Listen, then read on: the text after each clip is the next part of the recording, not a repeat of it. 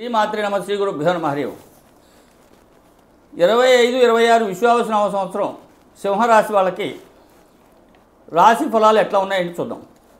ఈ రాశిలో మఖా నక్షత్రం 4 పాదాలు, పూర్వ ఫల్గుని నక్షత్రం, పొబ్బా నక్షత్రం 4 పాదాలు, ఉత్తరా ఫల్గుని అంటే ఉత్తరా నక్షత్రం 1వ పాదం కలిపి సింహరాశి.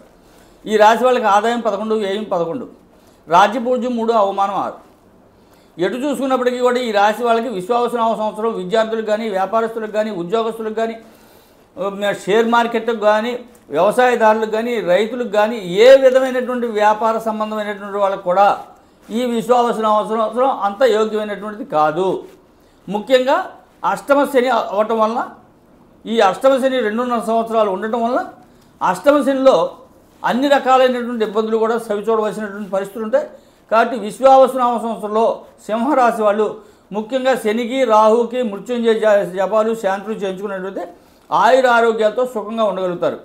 అట్లాగే నిత్యము శివాలయ దర్శనం, నవగ్రహ ప్రదర్శనాలు, నువ్వులు దానం, తైలాభిషేకం, శివుడికి అభిషేకాలు చేసుకున్నట్టయితే సంపూర్ణమైనటువంటి ఆయుర ఆరోగ్యాన్ని, ఐశ్వర్యాన్ని, శని యొక్క చెడు ఫలితాలని కోల్పోయి మంచి ఫలితాలను అనుభవించవలసినటువంటి పరిస్థితి వస్తాయి. హరి ఓం తత్. భారతమాతకి జై. జై హింద్.